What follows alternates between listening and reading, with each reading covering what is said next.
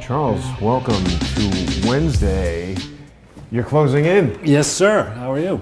As always, I think people don't necessarily realize it doesn't happen overnight, this closing in process. We've got a very special guest with us this afternoon, and I'm so pleased I could get both of you guys together. I'm speaking, of course, about Larry Clayman. Larry, can you hear us? I can. Very good. Afternoon, guys. Good to see you, Larry. And thank you, Larry, for taking time out of your busy day to join us. I think everybody wants to hear your insights and interpretations of what went on in the courtroom yesterday. You're more familiar with Judge Sullivan than certainly anybody I've spoken to.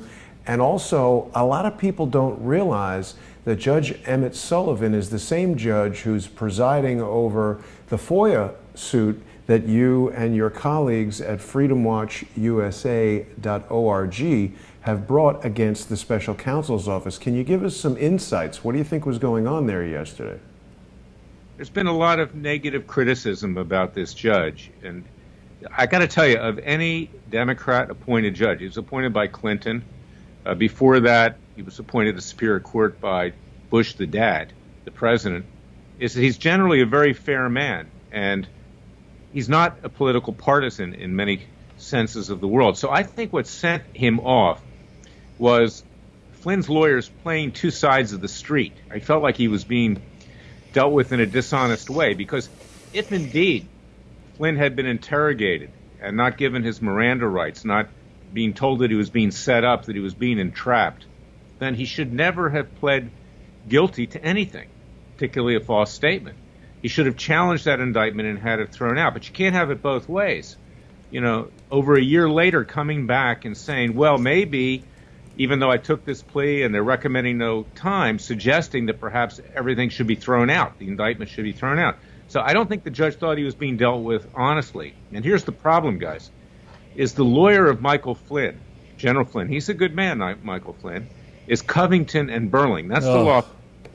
That is a Democrat law firm. That's the law firm of corrupt Attorney General under Obama, Eric Holder, corrupt head of the criminal division, Lanny Brewer, under Obama. This is the same law firm that went after Sheriff Joe Arpaio, my other client, in Arizona, claiming that he was illegally profiling Latinos. They're vicious people. They've also are the law firm that went after Roy Moore, Judge Moore down there in Alabama. They're defending cases that he brought for defamation against the women that came forward that lied about him.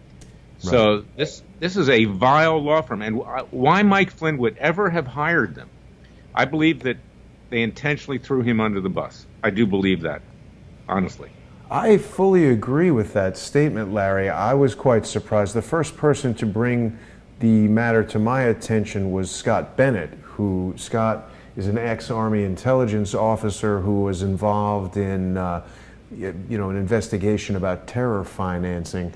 And I even asked Joe Flynn why they had selected Covington and Burling, and he didn't have an answer. I mean, it's possible that I guess people just don't know that much about law firms. There was a really interesting statement from Eric Holder back in March where he predicted that Mueller would basically charge President Trump with obstruction of justice. What can you say, Larry, from a legal standpoint about a senior level partner at the law firm that's defending General Flynn coming out in public with a statement like this? Why on earth would he do that? Well, this is the problem when you hire these big law firms in Washington, D.C. First of all, they don't generally have the best and the brightest as lawyers. The really bright lawyers leave and start their own law firms, generally speaking. Okay. Number two, this is a Democrat law firm, Covington and Burling. It's much like what Lanny Davis is doing with Michael Cohen. Lanny Davis, really served Michael Cohen up for his own purposes. He's a close friend of the Clintons, big advocate, went to law school with the Clintons at Yale, and Michael Cohen was held out to dry by Lanny Davis and served up, and they didn't even have a cooperation agreement. And this is the nature of legal practice, particularly in Washington, D.C., where these political interests really pervade law firms. And Covington and Burling, frankly, is simply corrupt. That's the bottom line. Well, now, the one last thing I wanted to ask you about what happened in the court yesterday, Larry. It was just 2 days before the sentencing hearing that some of these indictments were unsealed, and unlike the people who follow QAnon would like to believe, they didn't say Hillary Clinton, they didn't say John Podesta. It was two of the former business partners of Michael Flynn from his Flynn intelligence agency, and they're under indictment in the Eastern District of Virginia. It seemed to me that there was a lot of back and forth. Emmett Sullivan wanted to know what General Flynn's criminal exposure was in that case. It seemed to me like Judge Sullivan was trying to learn if this Eastern District of Virginia charge was somehow being held over General Flynn's head. Do you know anything about that case? Just what I've read. I don't know anything about it. And I will say this, is that although generally speaking I have a positive view of Judge Sullivan, I was even thinking of giving him an award at some point, as I used to do at Judicial Watch for judges. I like to say good things if I can, particularly about a Democrat, because I don't have that many good things to say generally about Democrats. But, you know, he really lost it yesterday. I mean, he really, you know, he went off the reservation, and not the Indian reservation of Elizabeth Warren, I might add. But I'm sure he regrets what he did, and you know he didn't serve himself well. He didn't serve Michael Flynn well, and I hope that he backtracks it and makes it clear that Michael Flynn, General Flynn, is not a traitor because he did some lobbying for the government of Turkey. I wouldn't have done it. I don't think it was a good move. Probably General Flynn regrets having done lobbying for Turkey, particularly since it's a Muslim country. It's something that he generally would not otherwise do. He's been very tough on radical Islam, and Turkey's now being ruled by a guy named Erdogan, who's a lunatic, a Muslim lunatic. So, you know, he made a mistake, okay, but he's not a traitor, that's for sure.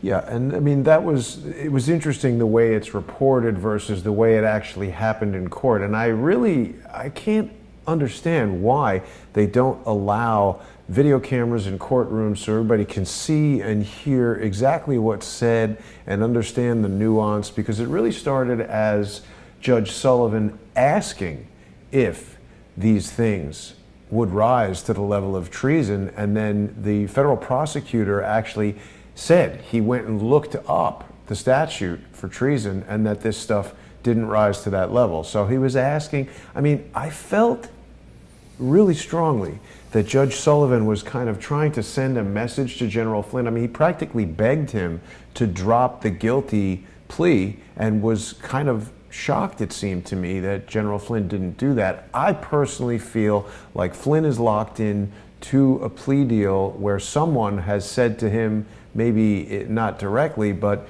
you need to plead guilty to this so we get the headline, Michael Flynn guilty, and if you don't do that, we got a lot of trouble for you over here in Virginia. Yeah, you can't have it both ways. I mean, his lawyers, Flynn's lawyers at Covington Burling, put him up there to talk out of both sides of his mouth, and that offended the judge. Frankly, it would have offended me. And excuse the French, this is bullshit. What Flynn was asked to do by his lawyers. These lawyers should have been fired right in front of Sullivan. Wow. I would have done that, and I'd fire them today to at least say, hey, to the judge, you know, I got bad legal advice. I got ineffective assistance of counsel. I'm going to get new counsel and clean this up because he was not well served. Did the Flynn family contact you at all, Larry? Excuse me? Did the Flynn family contact you at all in this matter? I've never been I can't really say what happened months ago. I do know Joe Flynn. He's a very fine man, and I can't speak for Joe, but I have had contact with him, and I suggested early on that they get other lawyers. This guy, Joseph Kellner, although he claims to be Republican, he's working for a Democrat law firm run by Eric Holder and Lanny Brewer. Jeez. And so I did recommend that, and I actually gave Joe some names to give to General Flynn to hire real criminal defense lawyers that could be helpful. I wonder if the general is being forced into using this law firm somehow. There's so much going on here that is below the surface. There's definitely more than meets the eye. Well, Larry, I know you're very busy. Yeah, let me add one thing. Sure. There is a tendency, okay, in Washington in particular, to hire a big-name law firm.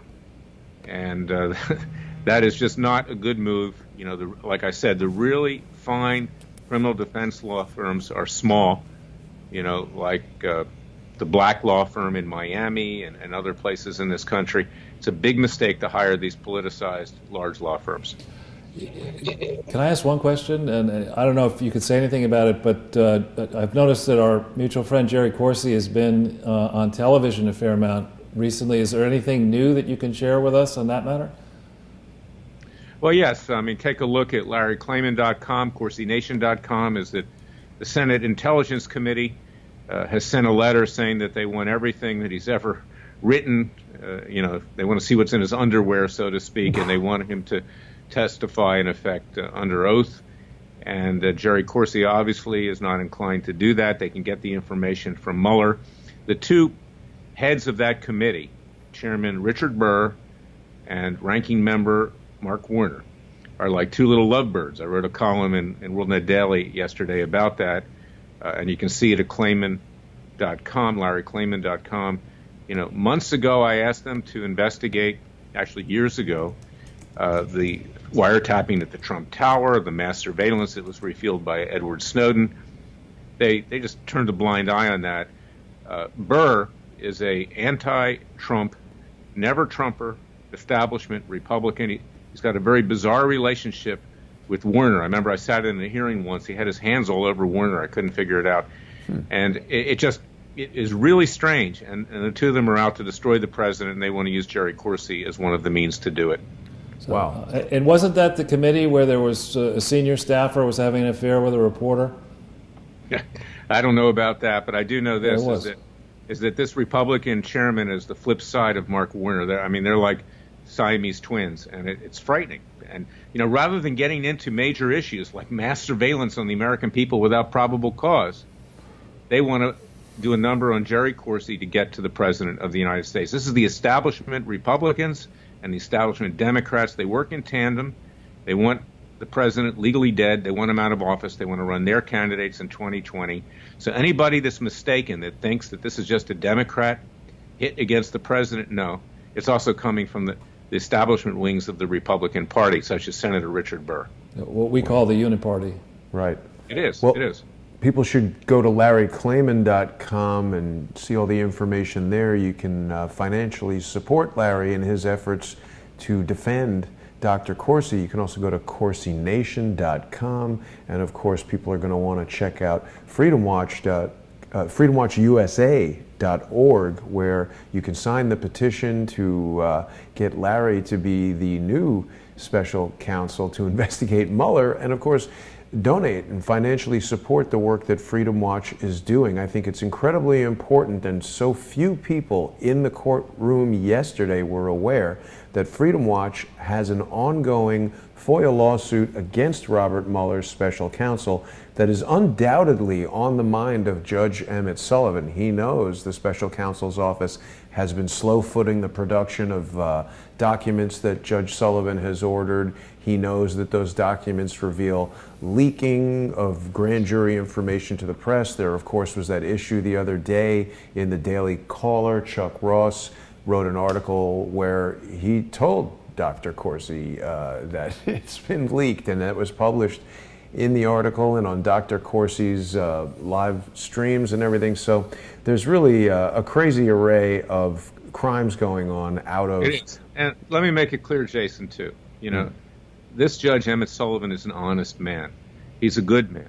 Okay, he felt like he was being lied to and played with, and he overreacted. Okay, so he did the wrong thing. He's got to clean it up. But on the other hand, for a lawyer to try to play it both ways, Covington and Burling with him, that was insulting, and he took it out on General Mike Flynn. One last question on that, Larry. Why did they switch from the original judge who was presiding over Michael Flynn's case to Emmett Sullivan? That just happened a few months ago. Well, that's Judge Rudolph Contreras. Maybe Oh, right. maybe his name speaks for himself. He's one of the Democrat judges up there who I have little regard for, who frankly I don't think is an honest man. And he apparently had some involvement with Mike Flynn or some other conflict of interest, but at least at some point he took himself off. He should have taken himself off immediately, but he didn't. And when apparently things were about ready to hit the fan, he bailed out. He's the same judge that I asked to enforce a case that I brought to have Jeff Sessions conduct an internal review of the prosecutorial misconduct in Bundy through the Justice Department's Office of Professional Responsibility and Inspector General. He bailed out of that and walked off the bench. So there's no comparison between Judge Emmett Sullivan and Rudolph Contreras. Okay, one is an honest man, the other guy, frankly, is a political hack. Okay, but he had a conflict of interest, so there we go. Good explanation. Larry, thanks so much for taking the time out of your busy day. Good luck with all these really important suits that you're dealing with here, and please send our best to Dr. Corsi. January 3rd, of course, you're going to have the first hearing in that matter in Washington, D.C., over there at 333 Constitution Avenue. Well, we'll see how it goes. I'm confident that we've got a good judge, Judge Leon, who will listen to what we have to say about this illegal mass surveillance against Jerry Corsi and the leaks of grand jury information. Absolutely. It's a huge topic, and thank you for being the tip of the spear on that, Larry. We'll talk to you very soon. Thanks so much for joining us. Thank you for having me. Thanks, sir. All right, Larry. Bye. Have a great day. Bye-bye. Bye. Well, Charles, there we go. Larry Klayman from freedomwatchusa.org joining us to share some insights about General Flynn and what we can expect in that case. A nice little holiday treat. I like getting that kind of input from experts. I mean, you know, I've tried to make it pretty clear that I'm not an expert in any of this stuff. I don't have the truth and tell the truth. I'm looking for the truth. So I rely on experts like you and Larry and all the various guests that come on the show. I consider myself a hub of information for people to share and critique and criticize and help us all try to understand it a little better. Today, this is one of those topics, Charles, that I almost can't believe it took us this long to come up with this title, The Truman Show. Yeah. And of course, we have our friend Eric Hansen asleep at the wheel, as it were, right. Instead of filing those audits. He's snoozing away. Exactly, with his alter ego mascot, False Man. Exactly. You know, what was also funny that I should have integrated this in some way. I think the tagline from the movie was, "On the air, unaware." That's good. So that's very true of our friend Eric Hansen. Incidentally, this image is from a video that he recently produced that I can't help but wonder if it's not in some way intended to respond to or retaliate to some of the information that you've been bringing forward with regard to the notorious BKD.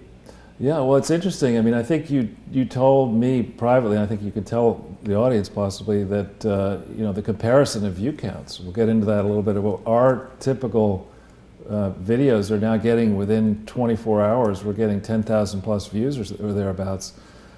This one got how many? Well, Eric Hansen produced a video here. Ooh, it's very, very nicely done. I hadn't even seen this part before, but he's called to lead, which is, Modest he's guy. leading the. No, wait a minute. That wasn't how I got to it before. Here it is. Eric Hansen on YouTube. He's a distinguished Eagle Scout, so that's nice. This is on. Oh, well, I guess this includes me, but he's got 33 views on this video from November 9th. That's massive. 33? Isn't that 33, 933, the record and all that? Yeah, well, exactly. 33 is this 9. Yeah, it's a weird number that indicates, right, exactly. I'm always on the 33s. But yeah, unfortunately, Eric Hansen, he's got a beautifully produced video here with obviously nice cinematic lenses, and he's well lit and all that. And he's, talking about how to operate a flim-flam operation. That's right. That's now almost, what is that? That's 5 weeks ago? November 9th, and it's got 33 views. So it's got one less person than, a day, almost. less than one person a day is watching it. He probably wakes up every morning and watches it. It was Truman and 32 of his friends. Well, and me. I watched it also. So. But for the art department, I mean, this is really very good. It'll make a nice addition, perhaps, to that vaunted coffee table book when we convince the Seinfeld character Kramer to show us how it's done again. Coffee table book that becomes a coffee table. Yeah, well, perhaps in the second version of the screensaver, I've mentioned it a few times, Charles, people who are becoming sponsors of the show by going to patreon.com/crowdsourcethetruth or sending a one-time sponsorship payment to paypal.me/crowdsourcethetruth are receiving the beautiful Sunday with Charles screensaver, and I've had nothing but a positive response. So that screensaver was a great idea. Perhaps this will be in a future one. Great. Yeah. Now, shall we dive into the yeah. slide program for today, Charles? Sure. Okay, let's do that.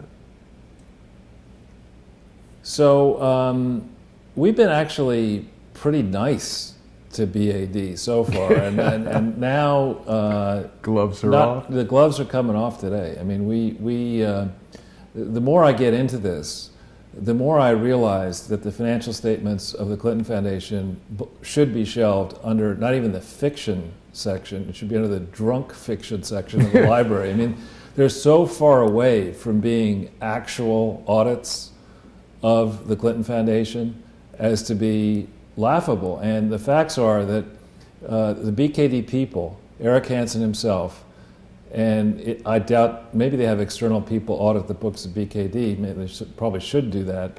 Any serious accounting major at a community college, which are very fine places, but a community college on their second day of trying to become an accountant would be able to look at this garbage that they're passing off all across the country and around the world for what it is. It's reeking, rotting garbage.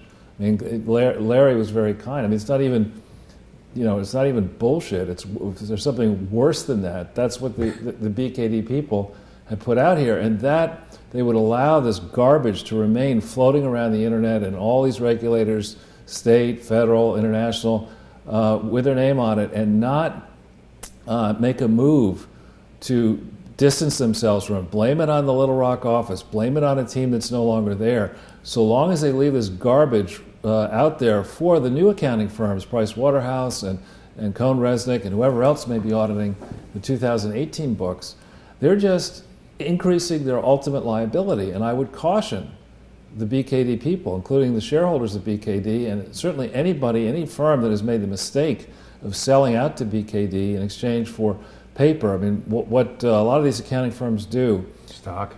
Well, I know what they do is they'll say, all right, we'll give you, but just making up numbers now, for the Kansas City office, we'll buy that for $1.5 million, but we're only going to give you $500,000 over 3 years.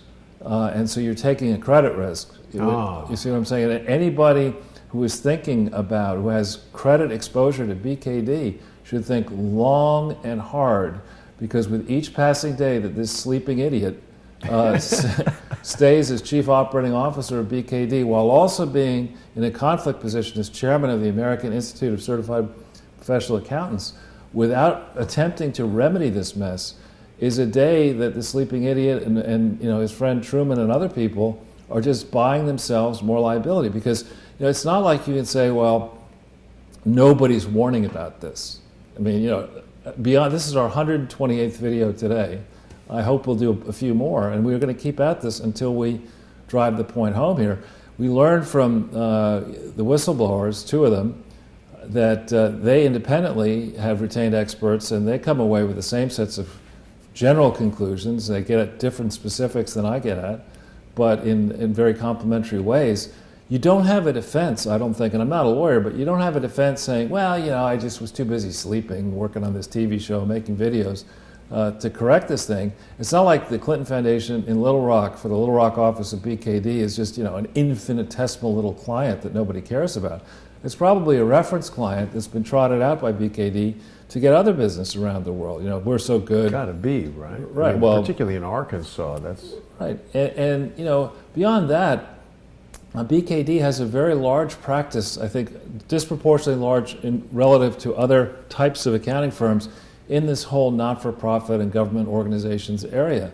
Now we know, we just had somebody report that the first ever audit of the Defense Department has concluded that there's $21 trillion missing. So we know that, by comparison to that, I suppose this is not that bad, but, and that story may or may not be true. But in the case of this one, Catherine Austin Fitz, I think, was coming up with that number for some time, 21 trillion. Yeah, well, again, who knows? With something like this, you just really, and that's the whole point of auditing, as I understand it. When I first started on GE back in 2006, 7, and 8, and 9, I had to get smart on what are the technical rules that accountants have to follow. And really, the toughest question that an accounting firm faces is the first one: should I do business with you?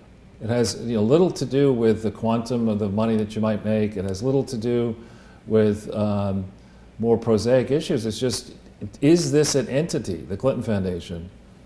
There's GE. Is this an entity that has the controls in place and the management team in place, and that is mindful enough of the rules, complying with the rules, the laws around the world? Is this an entity, a formal legal entity that I can even audit as an outsider? That's the first question. And I don't think anyone ever answered that question, or asked or answered that question properly from the very beginning. So hats off to the art department, though, for making these connections. And so now we have within BKD, no doubt, it's a big firm. I'm sure the overwhelming majority of people at BKD, I'm sure, are very honest. And but for this man Hansen and his colleagues to leave their demolished work product out there for all that's odoriferous work product, smelling like garbage, for everyone to see day after day, is absurd. And it's like the tiger litter box. Exactly, worse. It's like the tiger litter box that no other tiger wants to smell. You mark your territory. I'm not going there. But so. And we will go and show you some more evidence today of why it's easy to see that this is not compliant.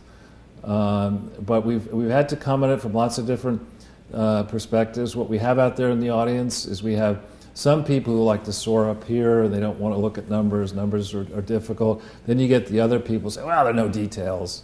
And the truth is in the middle, that the 30,000 feet above Little Rock, you can see this for what it is. It's a fraud.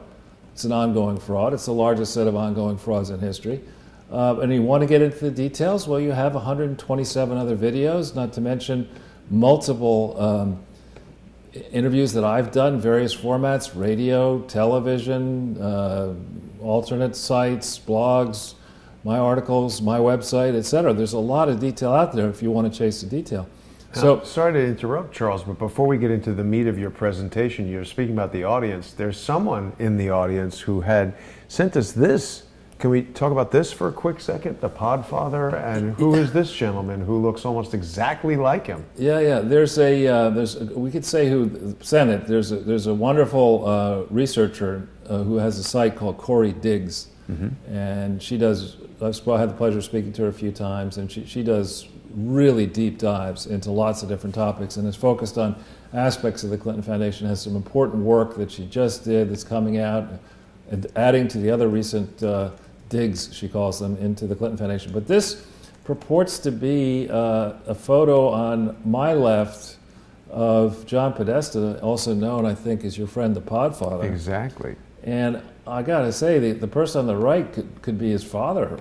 It's unbelievable. But in fact, is supposed to be one Lawrence Rockefeller of the distinguished, or the Rockefeller family. Yeah. And the resemblance is quite striking. Now, you have, with 7.5 billion people on the planet, there are a lot of matches, and then you count all this. I don't think Lawrence Rockefeller's still alive. I may have that wrong, but there are lots and lots and lots of images out there. But this one sure is striking. Just look at the tip of his nose. It's so similar. The shape of the ears, the eyes, the shape of the chin, the face, the overall build of these men. It's a remarkable match. Even if you see a father and son, they frequently don't look that much alike. Which is another problem, right? Unbelievable. So that's an interesting thing. Charles, how do we find Corey Diggs. I think if you go onto Twitter and you just punch in Corey Diggs, CoreyDigs, I think. One word or two? Yeah, one. It should pop up. Does it? I'm not finding that. I think it's two G's, maybe. Maybe that's it. Yeah. Want to help? There we go. It looks like. Well, I apologize to Corey Diggs for not having that queued up right away, but we'll be sure to alert people as to how to find Corey Diggs on Twitter. Good. Good find with the Podfather. So the purpose today is to really take the audience through in some specific depth just how effed up the basic starting point for the BKD work product in 2009, why it is completely wrong. And if that's completely wrong, then all subsequent work by definition is also wrong, because that's the way accounting works. You start with a base year, 2009 being the base year for the most recent set of, in quotes, audited financial statements that are out there, and being also an important base for the set that will have to be put together for December 31st, 2018, which is now 12 days from today. So BKD has a massive problem. In my view, it has exposed, even if they've gotten representations or so-called representation letters from current and former members of the management of the Clinton Foundation that they think will give them cover to say, well, management said this was fine. We relied on management. What do you expect us to do? At a certain point, just because you can't rely on Jeffrey Dahmer that when you get this strange cooked meat that it's sirloin steak and not your younger brother that's been missing for a little while. I mean, at a certain point, you just got to do some homework here. And I'd say BKD ought to be well past that point. And if anything, I would be, if I were in the BKD camp, let's say as a partner with economic exposure, I would be saying I'm all in for suing the Clinton Foundation and the major donors and the trustees for every last penny that they ever earned or may earn in the future. So with that, maybe we could just take a quick second and remind viewers that I guess your subscriber base is continually growing now and pushing almost to 77,000, I believe, at last count. Yeah, we're, earlier today we were at 76,900. It's probably about the same there. Oh, two people knocked off, but that's okay. There's people who are frequently telling me that they are getting inadvertently unsubscribed from the channel. So, really? I mean, Michael Barden told me that he was surprised to see that happen. So if you find yourself getting unsubscribed, make sure you subscribe to the Jason Goodman channel, and you can click the bell so that it alerts you. People can also subscribe, Charles, to Crowdsource the Truth 2, which is the backup channel, and that's important because in the event that malicious strikes occur or anything happens to the main Jason Goodman channel, all these shows also live stream on Crowdsource the Truth 2, and we actually have, I've implemented Super Chat on Crowdsource the Truth 2, so people who want to support the show through Super Chat can do that on Crowdsource the Truth 2. And how many subs do you have on 2? That's just under 10,000, wow. I believe. It's about 9,800 or something along those lines. Wow. 9,680. So it'd be nice to get that over 10,000 and keep the whole train rolling. That's really good stuff. What was that about the bell? I'm not sure what you're supposed to do. When you subscribe on YouTube, there's a little bell icon that if you don't have it clicked, I think it doesn't notify you when a new video is posted. So you click the bell. When we go live, people get some notification in their email saying Charles is live. Oh, okay. And Good then to they know. can tune in and not miss an episode. So for the new subscribers and viewers who may not have come across us before, this is a different approach. This is not a lecture series.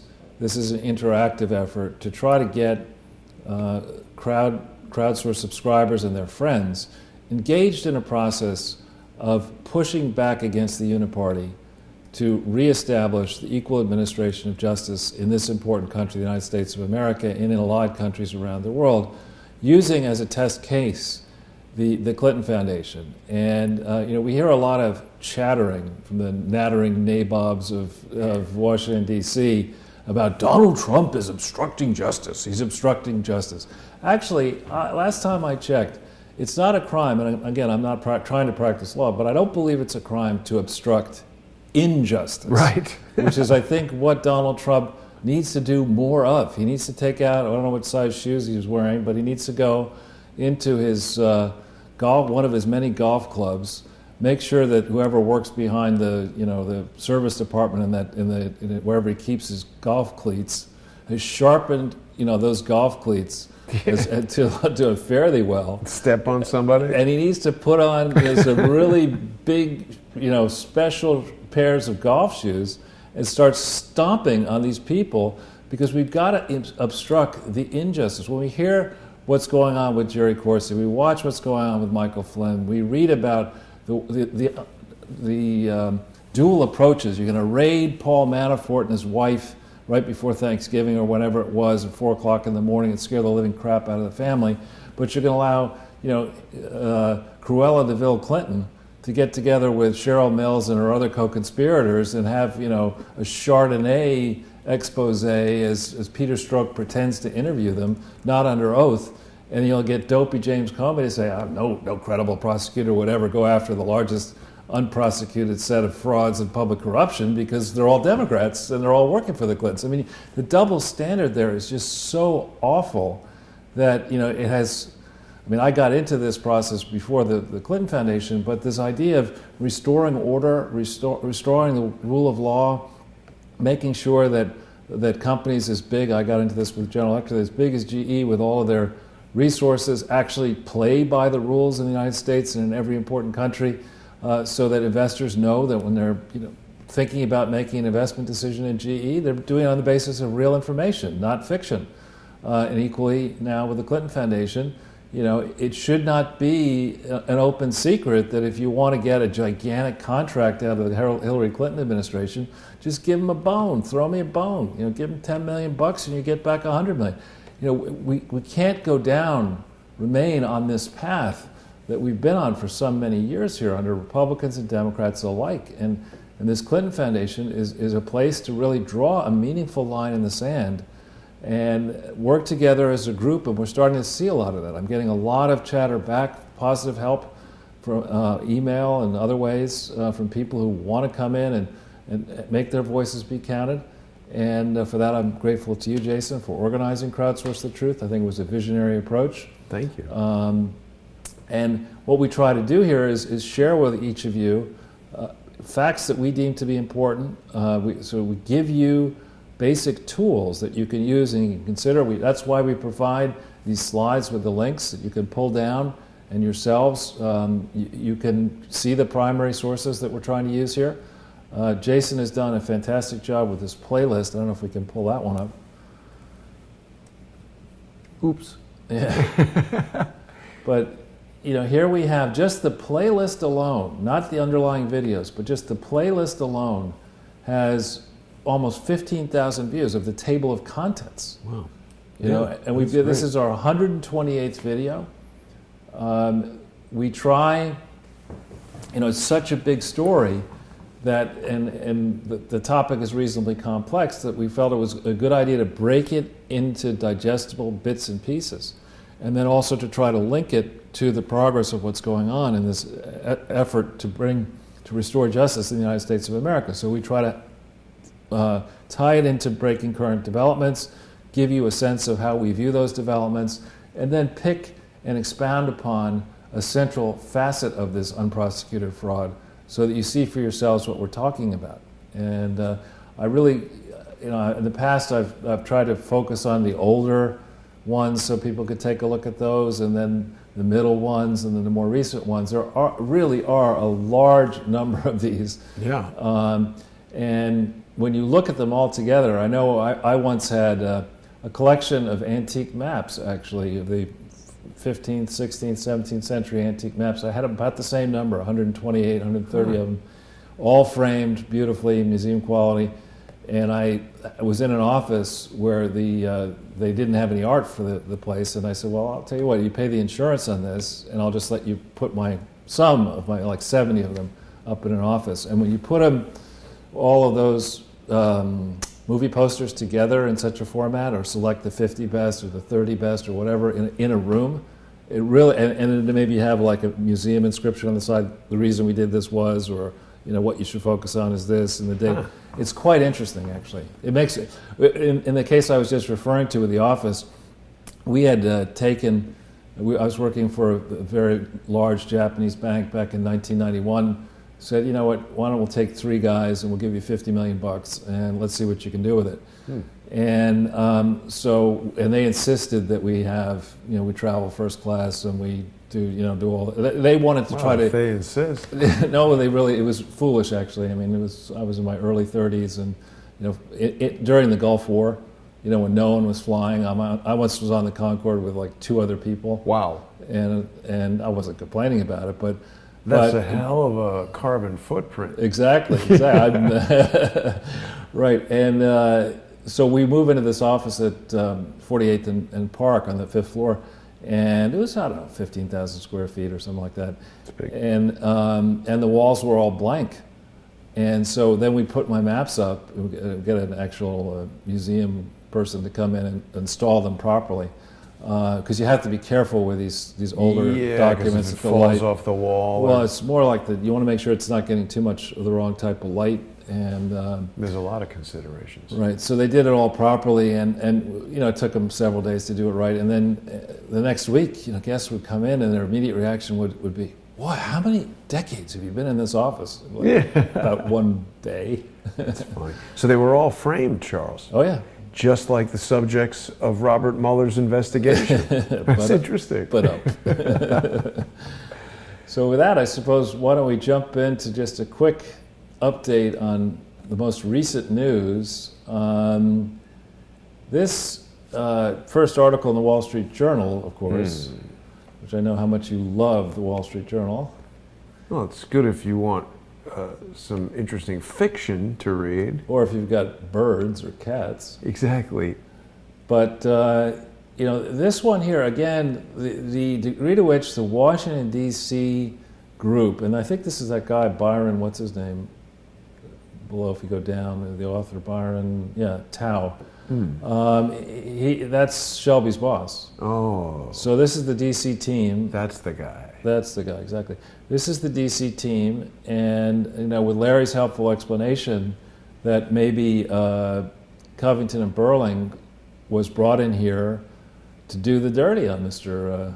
No doubt. General Flynn here, and these guys, particularly somebody like a General Flynn, if you grow up in that environment where there is a big hierarchy and you're at the top of the hierarchy and you're used to, if you need resources, you ask for 10x because you really want 1x and you get 10x, and you grow up that way, but you don't have a lot of experience with the law. You can make some really stupid decisions. I mean, even Jared Kushner, who is supposedly pretty smart, he apparently hired Jamie Gorelick and Wilmer Hale to help him with his background, navigating his background check. And I mean, that's just asinine. I find it so difficult to believe that these guys are totally clueless, Charles. I mean, as you said, they're supposed to be smart guys. All they would need to do is turn on Crowdsource the Truth to learn all this stuff. But so Larry told us that he had communicated with the Flynn family not to use Covington and Burling. I wonder to what extent it's not a choice, and that he's being forced to do this, and that some elements of what we see in that courtroom, etc., are a public stage play. Like, that would explain why the judge is feeling confused. Whenever somebody proceeds in a way that totally defies logic, and they're not like crazy, stupid, or like drunk, I always wonder what is motivating this person. Well, the way I would think about it is almost the same as to say that when it just doesn't really make sense, and you're talking about somebody with a fine reputation of mind doing things that don't make sense, there's at least one reason behind it, and you just don't know it yet, and that's really the issue. Yeah. So this This is hysterical. The second link. There's a show, a radio show out there in Little Rock, and this guy Doc Washburn. I don't know how long this. If we could tell how long this thing. Yeah, there's a 2 hour and 28-minute thing, talking about the Larry Doyle and badass Moynihan there, and apparently it's quite entertaining. So who is this Doc Washburn? It's some radio host in Little Rock. And he did a program on this thing, but it's, I don't know how many views. This is not getting that many views, only 622. But it's a long thing, 2 hours and 28 minutes. So when you look at this... Who has time to sit and listen to that, Charles? Right, but similarly, I mean, when you look at our numbers, that gives you a testament. This is a guy who's paid to do this, has got resources behind him, and he's been doing it for a while. Well, you know what? I guess his listeners are probably on KARN, and then this is just the SoundCloud backup. So this might not be his primary venue for listenership. Could be. But anyway, interesting nonetheless. Yeah, and actually, the two gentlemen, they really did get a lot of attention, and even internet memes going. You know, Larry was asked. Both these people are special individuals. They met in college, Holy Cross. There's Tom Fitton behind him, and there was one person in one shot eating something behind Larry. This person? No, it was a guy in at a different point in the hearing. Well, the room was virtually empty, other than the two speakers, their legal team, Tom Fitton, a smattering. I mean, like maybe 4 reporters and me. I couldn't believe how empty the room was. Yeah, what were all those other people doing there? I mean, you had crowdsourced the truth there. You didn't need any other help, right? Yeah, I guess, I don't know. But the comments on each of them were hysterical, both during and then after. You know more than I did about creating these internet memes, but they had Moynihan up there on the internet on Twitter with the word badass under, and Larry with the word, because he was asked, can you give me a specific example of this public corruption, pay to play? And he waited for a second, and Larry has a bit of a Massachusetts accent, and he said, a little bit. Yeah, Mozambique. And so that it was, articulating the beak. Yeah, both of them had pretty strong Boston accents, which are, I don't know, I always get a kick out of a Boston accent. They're pretty funny. Both of them are really, in real life, they're very funny. And, I was they give me grief and I give them grief. I met them a couple years ago. And I'm particularly close to Larry because he's here in the general area. The other guys in Massachusetts. But we were joking about the accents, and without missing a beat, one of them said, "It's very simple. We're massholes." I'm proud of it. Yeah.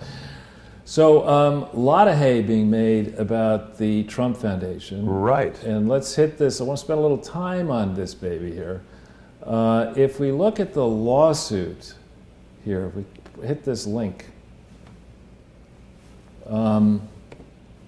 there's the original lawsuit, okay? And if you just stop right there, this is a lawsuit to get, in theory, $2.8 million back. Oh. Right? $2.8 million. Now, oh my God. The Clinton Foundation, we've said, I mean... Why doesn't Trump just write a check for that? Well, but the issue is, delete that M and put the B in there. Right. Okay, and we're talking about... 1,000 times. Yeah, and what we're talking about here is, I'm not trying to say that, if these infractions did occur and are proven and admitted, okay, then penalties obviously should be paid. But if they're as serious as the Attorney General of the state of New York claims, then these same infractions, are far more serious in the case of the Clinton Foundation, as we are going to explain. You just stick that. Try not to remember the number 2.8 million, because we're going to be spending some time on numbers, and I'm going to be asking you some really tough questions, Jason, like, is 10 million more than 2.8 million? We're going to go through that. Yeah, exactly. I need a calculator. Well, see, the other thing that comes to mind immediately, Charles, when I look at this is that, 2.8 million, I mean, I've heard whispers that the Trump kids or the family or whatever use this foundation maybe inappropriately to pay for travel or personal stuff or whatever. But 2.8 million, I mean, that sounds to me like some fancy people over a couple of years paying for a bunch of first-class plane tickets and hotels, and like that's a bill that a couple of people in a large family could run up with extravagant spending and you could account for it. Buy a car, buy a painting of Donald Trump or whatever.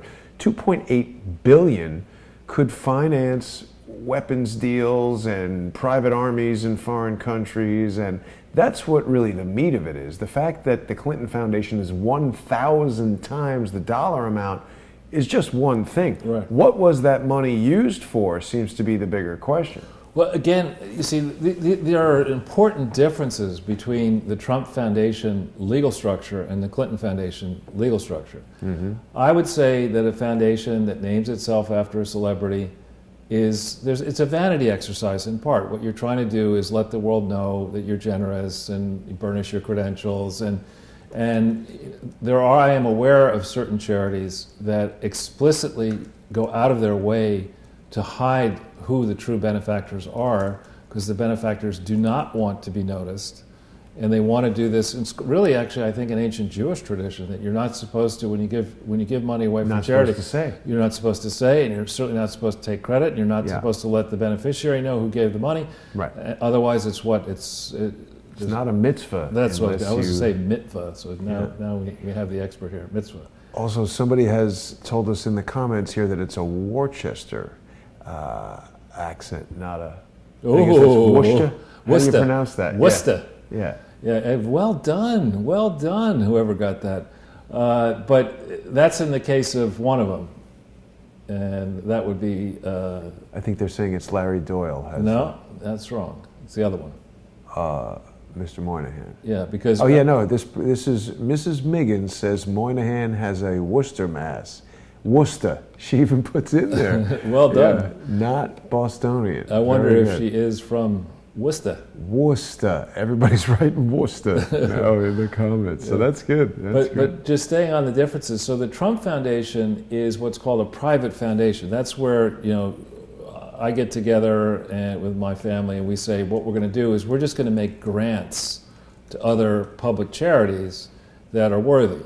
And we're not going to actually try to set up an initiative to do anything. We're just going to find organizations that are validly organized and operated lawfully around the world and give them grants and hope that money ends up serving the purposes that we'd like to serve. And that's fine and dandy to do that. You're not supposed to set up a private foundation to, let's say you've got a ne'er-do-well nephew or something like that and who's screwing up in life. You're not supposed to use that foundation to maybe pay that person a salary they shouldn't get or have them travel around or keep them out of trouble or whatever. You're not supposed to do that to create an office for yourself or for your family. You really do have to use it for charity. And it's bad to abuse such an entity. We've been speaking about the Gates Foundation, and we will continue to make the case that the Gates Foundation should be shut down. We have. Frankly, Microsoft should be shut down. Windows is terrible. Right. But in the case of the Gates Foundation, it's one thing to say when you have no government debt outstanding and no pension problems around the various states in the United States that these billionaires who create fortunes through monopolistic or near monopolistic practices get, when they become slightly older, the right to convert that bad record into a good reputation by announcing they're going to give some of their stock away. And vaccines that do who knows what. Right, and run the thing in a way that really is just trying to buy off corruptible politicians like the Clintons and others so that you can continue your monopolistic practices. I mean, we're at a moment now with the total amount of debt outstanding where we can't let that continue to happen. So I think that the Trump Foundation matter with the New York AG is not good for them. But in this effort, we could take the very obvious argument, just say, you know what, New York AG, you're absolutely right about Trump. Now on to Clinton. Well, right about Trump, on to Clinton. It's interesting to see how, like, Eleanor Holmes Norton and other possibly insane people are very quick to say, oh, well, they're out of office, Trump is in office, let's focus on people who are in office. It's like, well, why the hell weren't you? I mean, right, back in '97 through 2013, why weren't you focused on the Clinton Foundation? When she was there as the Secretary of State. And also it's like, that crime occurred a few years ago, forget it. Yeah. But then we get this fellow, what's his name, Venusian or whatever. I think that's. Is it? This is Joe Conason. Now, I like Joe Conason's writing. I think his writing is actually, he's a gifted writer. I think his analysis is foolish, but his writing style, I think, is pretty good, just what I would say. And he is an award-winning writer. He's been around doing that for a long time. He's a close friend of the Clintons. Why is it foolish? Because he's trying to make the case that the situation at the Trump Foundation is a racketeering enterprise far worse than the glorious Clinton Foundation that's been doing everything wonderfully well. He wrote a book called Man of the World, Joe Coniston, where he praised the Clinton Foundation. He's trying to say that the Donald J. Trump Foundation is a racketeering enterprise by comparison. So he just doesn't really seem to, he's got a screw loose, Coniston. He just doesn't, the Clinton fraud detection gene pool is just not resident in his brain. And perhaps he's deliberately trying to force this narrative. Oh, no doubt. And he doesn't have any sense. A lot of gifted writers oftentimes have no clue about numbers. And, on the one hand, you're talking about 2.8 million at the Trump Foundation. If it's true, what's alleged is true, it is a problem. And there should be fines and penalties, and so it's going to be shut down. That's exactly what the Clinton Foundation should be done. But even if it was down. a 10x penalty, Trump could just write a check for $30 million, give the money back to whoever has been wronged, and it's done. No, with this kind of stuff, it goes out of your hands if it becomes a criminal matter. So, no, actually. So is Trump liable for crimes? I don't know the specifics of that case. And again, to the audience who wants me to jump and look at everything that's happens to relate to Trump, I focus on large, complex frauds. I took a concession to look at the Clinton Foundation of $3.2 billion because I was focused on the $900 billion at the time fraud. Wow. With GE. So for me, $3 billion is pretty small to focus on by way of these types of problems. And I'm not going to now go into 2.8 million, but in depth. Now, there's been limited coverage away from this Trump stuff. Now, I don't know, actually, should we jump into that Energizer Bunny one? Is that the Hill story yeah. that's just in? Yeah. This guy, Craig Venusian, he tweeted out, if you go down this page a little bit here, below this, there's a tweet where he tweets out this idiot. Meanwhile, some news about the Clinton Foundation today suggesting that it's the Energizer Bunny, whereas the Trump Foundation is a dud. Now, Manassian, I guess is his name, well named. Delete a few letters in his last name. But anyway. Well, isn't it stupid of him to make a reference to the Energizer Bunny? Has he not heard about this? I guess not. He tried to forget about this. This is one She's you're being the Energizer, right? Too cute by half, exactly. And this is the same gentleman who sent letters around to people in the media trying to discredit me last week, including to the Washington Post. Oh, really? Where he alleged that, for years I have been making demonstrably false allegations about the Clinton Foundation. It's a guy who just basically doesn't. He enjoys the drunk history fiction section of the local library, or of Kindle or whatever. But did he demonstrate any of these demonstrably false? No, of course, because they can't. Right. So that's idiotic when people make claims and say, "Oh, there's evidence," but they don't show the evidence, or they just make up evidence. Yeah, and here our work continues to help. 901,000 children's books get distributed. No authority written by Chelsea. Yeah, no authority for that. 26 million U.S. children have healthier food choices. Not authorized for that. 160,000 farmers improve their livelihoods. No authorization for that. So thanks for confessing to charity fraud with us, because this is yet another set of arguments that you're trying to take credit and virtue signal for work where the Clinton Foundation has no legal authority to solicit this type of funding. So thanks, Craig. You're one hell of a genius. It's really an indicator how little attention is paid to these charity frauds, because this is not the first instance I can think of where someone has brazenly admitted in a public filing of some sort to engaging in charity fraud. Robert David Steele. Sorry. Speaking of the Steele dossier. If we go then to this RT hit, and I know how that's going to make certain heads explode. Yeah. This was actually sent to me by several people. Fabienne sent it to me. Marty Seif, who's now with Sputnik, but previously was, I think, the Foreign affairs editor for the Washington Times. Here we have Michael Isikoff Oh, yeah. claiming that he believes basically that the Steele dossier is fundamentally false. And he's the guy who popularized it, created all the media interest in it right at the election time. How does he reconcile that? I guess he doesn't have to live with himself. But I mean, the point here is that when one is talking, it's the Clinton modus operandi and now the Comey, jerk Comey, modus operandi. If you've got an enemy, what you do is you accuse the enemy of doing what you in fact are doing and hope that people are not smart enough to see your gaslighting approach for what it is. I mean, it's the Clintons who were colluding with a foreign national, Christopher Steele, who then was using money provided by whoever gave the money to him to go out and purchase fraudulent evidence from Russians that could be packed into this piece of garbage dossier that was then accepted with no skepticism of any kind and used to ultimately to power up first Crossfire Hurricane and then the Mueller investigation. And now you have this guy Isikoff saying, you know what, this is all garbage, what I did, and Steele backing away from it, and yet gung-ho. We got gung-ho with the Mueller investigation. Somebody was telling me, actually, I did a hit yesterday at RT on this subject, and a great guy there, Caleb Mopin, who I keep forgetting to tell you would love to come on the podcast. Oh, yeah. And he's a really good guy.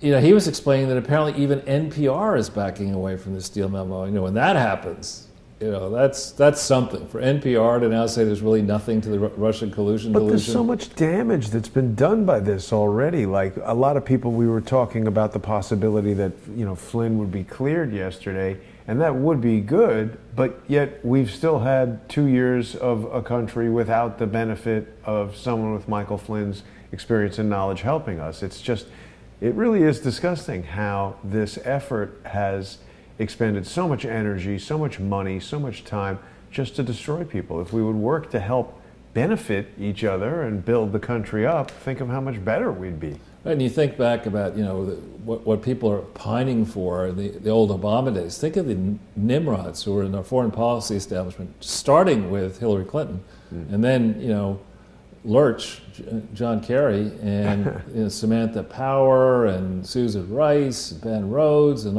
all those people spying on all the journalists, using the deep state against journalists across the political spectrum. That's what you're hoping for, so we can go back and give another $150 billion to the Iranians, allow nations across the Middle East to fall, refugees stream in here, another legal war in Libya and Syria. That's what you really think you're missing? And you expect to be taken credibly today? I mean, it's nuts. So if we hit this, this is an interesting one. January 4th, 2018, Chuck Grassley, I think, is leaving the post as chair of the Judiciary Committee, I believe, in the next year, and it will be followed by Lindsey Graham. But here's a detailed set of questions to the rat and his subordinate, Mr. Wray. If you go to the very top of the page, it tells you how many, you put the cursor up there at the top, I'll tell you how, it's a 10-page letter asking all sorts of tough questions. But we need to remember, at the root of this inquiry was the original questions that Grassley had about what in the hell was Huma Abedin doing with 4 jobs? Why did she have 4 jobs starting in June of 2012? How does that all fold into Benghazi? How does that fold into the Clinton Foundation and Teneo and the Clintons personally and the email? It's all, very crucially important. How did Huma Abedin get a security clearance? How did John Brennan, for that matter, get a security clearance? Could Barack Obama have gotten a security clearance had he not been president? And what about the other people who got variances to serve in our foreign policy establishment under that president?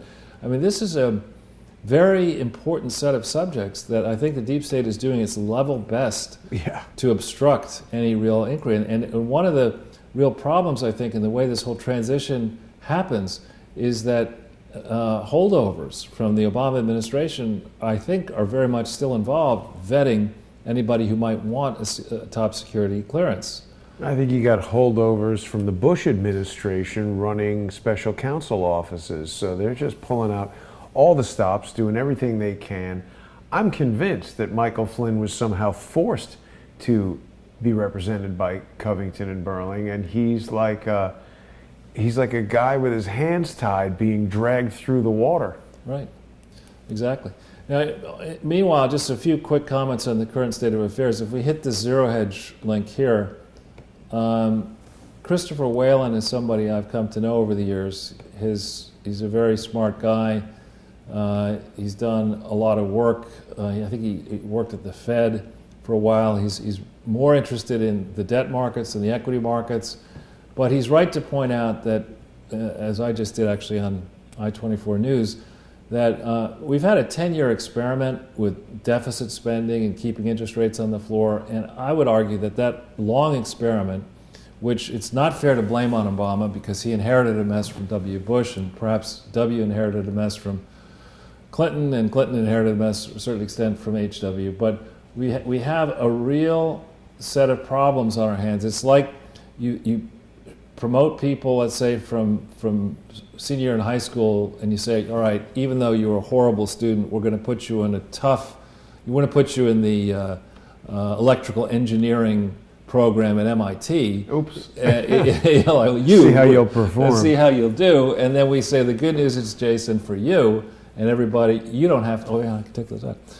You don't have to worry about your grades, because it's going to be automatic pass. Wow. I wonder how the electrical engineering out of that department will fare. And then what happens is that, those graduates then end up working at Tesla, which had, today a car that spontaneously burnt twice. Whoa, what do you mean twice? I didn't hear about that. It's on Zero Hedge today. I mean, so you end up, when you change, you lower the standards, and you say, in anything, if it's sports, if it's entertainment, if you take me, my dear departed mom was determined when I was a young child that I was going to be a musician just like her. And, for the life of me, I cannot, when you take a piano player, somebody who's really good at it, they can, use both hands at once, and they don't worry about this one's doing this and that one. And I just couldn't get any of that right, the cadence, the time. I mean, I couldn't read music that well. And, wow. And she'd have to sit there listening to me practice, and it would be,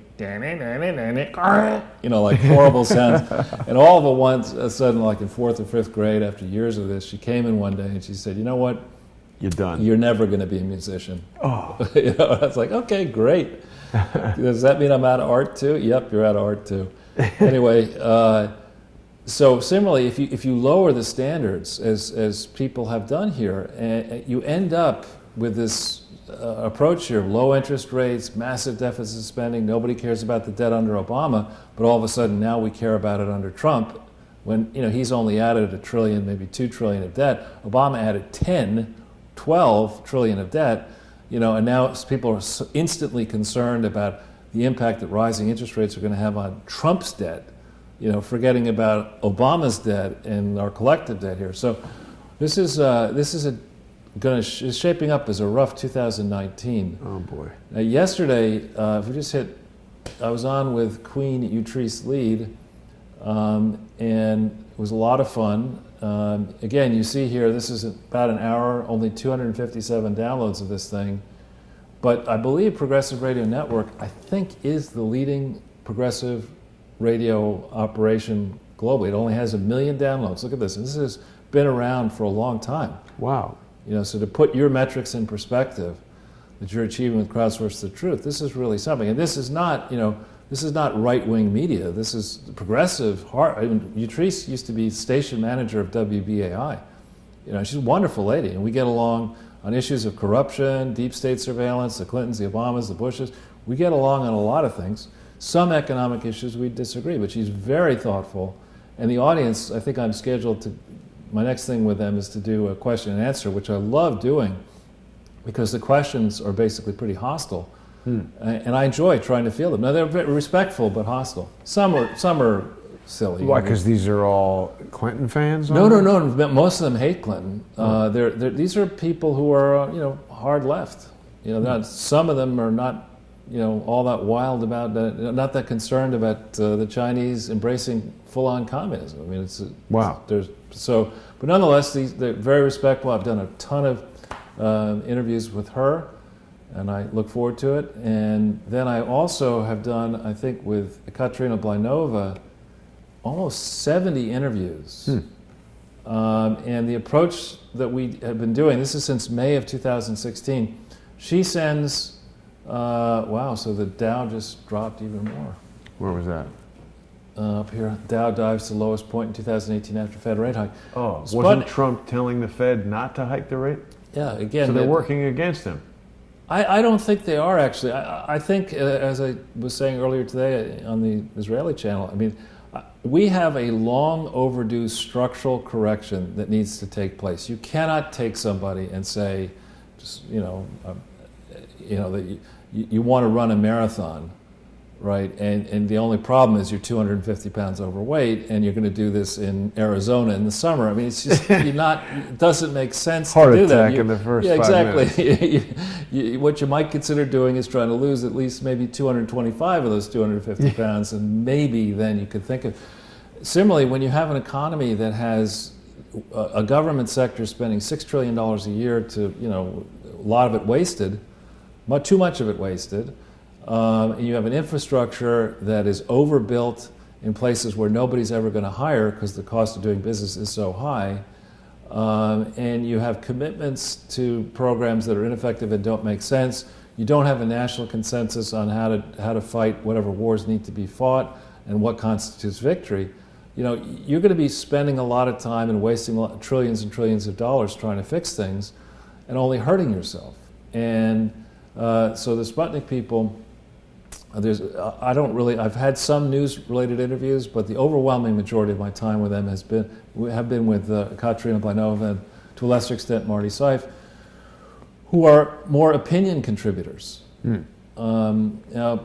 And so I commend to the viewership. I mean, Katerina takes my attempted answers and then weaves a lot more in and provides context. And I think the stories are fun to read at the time and then in retrospect. Here is just a brief update from our friend in Canada. The mystery of the Barry and Honey Sherman and their deaths now being classified as murders has still not been solved a year later. And I hope that investigators will get to the bottom of this. David Hawkins is very interested in this, and we were looking at this article earlier today, talking about how the Sherman's son kicked out. Right, that's this article. This guy, yeah, and I wonder what that means. Has the young Mr. Sherman discovered something about Jack Kay that would somehow cause him to abruptly fire him? Yeah, I don't know. But again, this is a matter, I'm not a professional homicide investigator, but there are too many of these type of stories wrapped around the Clinton saga, and I think we need to really get to the bottom of it. Now, this also is final, reasonably funny thing. Did you see this story in the New York Post yesterday? The Post is great. Witches are offended by Trump calling the Russia probe a witch hunt. I wonder if that will cost him the witch vote. It's like Hillary Clinton and her friends. Yeah, who are the witches? Pretty sure he doesn't have much of the witch vote. Doesn't look too worried about it. As of yet, yeah. That's pretty amusing. It's a nice tux. Anyway, so now let's jump into some of the substantive matters of the Clinton Foundation. Indeed. Now, this is an old slide, which we did in October of 2017. Oh, sorry, 2018.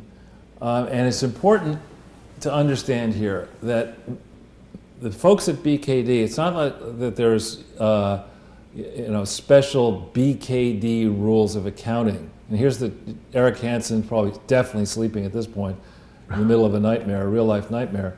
All accountants in the United States are required, just as a matter of their profession, to ensure that the books and records of something that purports to be a charity actually followed at the time this SF Statement of Financial Accounting Standards 117, which I think has subsequently been modified. But with respect to the work that was pumped out in 2009, which we're going to be focusing on today, you absolutely had to understand and track a foundation like this to make sure that it was indeed a foundation, which I would argue in 2008 and 9 it wasn't. It was a club of the Clinton crime family. It was a collection of financial accounts that nobody really monitored all that carefully. In real life, what you have to do is, if money was given to this thing for an endowment, you had to make sure that you actually had a foundation and you were in compliance with every state, federal, and foreign law. So they fail that. Let's assume they could pass it. If they could have passed it, they would have had to say, well, this money over here was supposed to go for the endowment, and you can't put it all together like it's your personal living and say, I'm going to put in my savings account money for a house and money for grandchildren and money for children and whatever, and then if I need a little bit of money one month when I'm light, steal some from the endowment, I'll always put it back. You can't do that with a charity. And if you have money that's segregated, that's to be used, let's say next year, temporarily restricted, you can't evade that. You can't go to a bank and say, see this money over here? I can't use it till next year. Give me a credit line. You're not allowed to do that. And then unrestricted net assets, that's your free money. It's not really unencumbered, as we talked about before. Right. That's stuff that has to be devoted solely to the authorized purposes of the foundation. It's not unrestricted in the sense that if you want to pay off a mistress, you can do that. No, it's only to be focused on this Little Rock complex, holding the presidential papers, and operating a research facility. That's all you can use it for, right? And then when it comes to this question of, right, what are the most important expense items? They're called program services, okay? Those services are the major purpose for and the major output of the organization, and often relate to several major programs. So if you're going to track any expenses, you have to track them all. And if you're, Falsman the Tiger in the accounting firm, you really should be focused, once you get past this issue of, is it actually a foundation? Again, we're in the alternative universe where Hillary Clinton's president now, saying that this thing is a mess, but we're going to audit it anyway. You're not supposed to do that. You're supposed to figure out, okay, what were the programs? I mean, I was supposed to raise money to build this complex. I told everybody, I told the building permit people in the city of Little Rock, it was going to cost $86 million or whatever the number was. I told the city of Little Rock in the lease that I'd spend at least $100 million on this. If time has passed and you're, what do you call that thing? The time phone hack? If you're in 2009 now, 5 years after you finished the complex, you should be asking yourself, if all I said I was going to do was raise $100 million to build this complex and then give it, the bulk of it, to the National Archives so they would shoulder the expense of running it, why do I need to raise more money? I finished what I said I was going to do. IMAX Theater. Exactly. So, and then down here, for the people, if we just go a little bit down the page, Jason. Yeah. This first part is from SFAS, and this is from the Articles of Incorporation. Lifted language from the Articles of Incorporation. We've shown you how to get that before. But it says, provided that such use be exclusively and irrevocably applied to the exempt purposes of the corporation. The only thing that they can do is, the purpose, this green stuff, the purposes, or black stuff, the purposes for which the corporation is organized are to establish and support a presidential archival depository, as it is strictly defined by statute, to house a bunch of stuff in Little Rock. That's it. That's all you're supposed to do. Okay? Now maybe BAD, maybe Hansen was too busy doing videos and going to football games in University of Mizzou and expanding his stuffed animal collection to really bother to read the most important document that relates to the Clinton Foundation, which is its Articles of Incorporation. But had he done that, he should have realized, the BKD team should have realized long before they started issuing, purported audits beginning in 2002 in March, before they were licensed in the state, I might add, of Arkansas, that admitted in these audits, we are using, the trustees have basically directed us to use accounting principles that we're not allowed to use in the United States of America. It's just so absurd on the face of it. It's, I wonder if Eric Hansen is thinking, does this tiger suit make me look fat? Exactly. So let's spend, for those new viewers, let's go into this New York State site. which is really key. One of my favorites. Yeah, exactly. This is such a useful way to find out who's not registered with the New York State Bureau of Charities. Right, so if we go into that EIN line and punch in 31, then 158, 0204, and then hit search in the bottom there, and then you'll get to a page down on the lower left. Eventually, Yeah, it's slow. yeah. This is a very useful site, and for those who are watching and have an interest, particularly you investigators out there, we're going to have a page that we put in here of a bunch of EINs you can check. Here you get to the Bill, Hillary, and Chelsea Clinton Foundation. And if we go down this landing page, let's slowly keep going down. Let's look. Annual filing for charitable organizations. Do we see a line here, fiscal year end, December 31st, 17? No. That means they haven't filed in New York for 17 yet. The filing deadline was November 15th, 2018. Oh, yes, of course. Unless it's in process, which is possible. They haven't apparently met the deadline, which is against the law. How long would it take? I mean, November 15th were over a month ago. Well, because they're very busy going after the Trump Foundation, probably, and they've got the team, But a churning month out. seems like a long time from the time you send something until it shows up here, right? Well, especially because there's a pressing public interest in making sure that you understand whether the Clinton Foundation is in fact complying with the law. So if we go down a little bit here, here's the 2009 link. Okay, this is the filing for 2009 in New York. This one? Yep. And it'll punch up in the left, right behind Donald. It's ready. If you hit Oh, Donald out of the way, now he's back in there. Okay, if we go to page 84. this looks like a Robert Mueller indictment. Yeah. On the right-hand side, there's that little thing. Just whack it all the way down to the very end. You see that? Yeah. This is one thing that I would like to punch Tim Cook in the mouth over. There we go. Only one? Okay. Can we rotate that, or is that impossible? Yes, we can. Nothing is impossible, Charles. There we go. All right.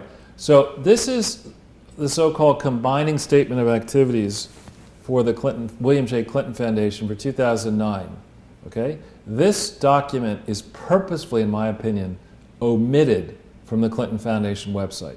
Right? They don't want you to see this because this is a confession of fraud. Okay? And we're going to show you exactly why this is a confession of fraud. But I wanted you to have in the audience the ability to follow just what we did. There's also, if we go to the preceding page 83, which I hope we can keep in this format, you have the balance sheet, which also is a confession of fraud. Now, these documents are available via New York State in the 2008 package and the 2007 package. They were purposefully omitted from the main Clinton Foundation website. Again, because if you understand what you're doing, you look at this and you say, wait a minute. They weren't authorized. They don't tell you what the foundation actually is. They never got anything done for climate. CHI is a fiction. CHDI was never registered. CGSGI was never registered. And there should be consolidating entries, and they're not. And by the way, this says combining, not consolidated. So that doesn't meet the technical standard for 4 stars. So it's like, 4-star charity navigator, 4 hemp stars. Fraud navigator. 4 hemp brownies. It's in the top Right. 0.001% on fraud navigator. Yeah. So if we now jump back into the slide, the geniuses at BAD this is lifted from their audit. Okay, this is language from their audit. Management basically gives you a first draft of an audit, and then the BKD of the language of the audit. The BKD normally would take that language, and they would force management to represent in a formal letter that this is true. All this.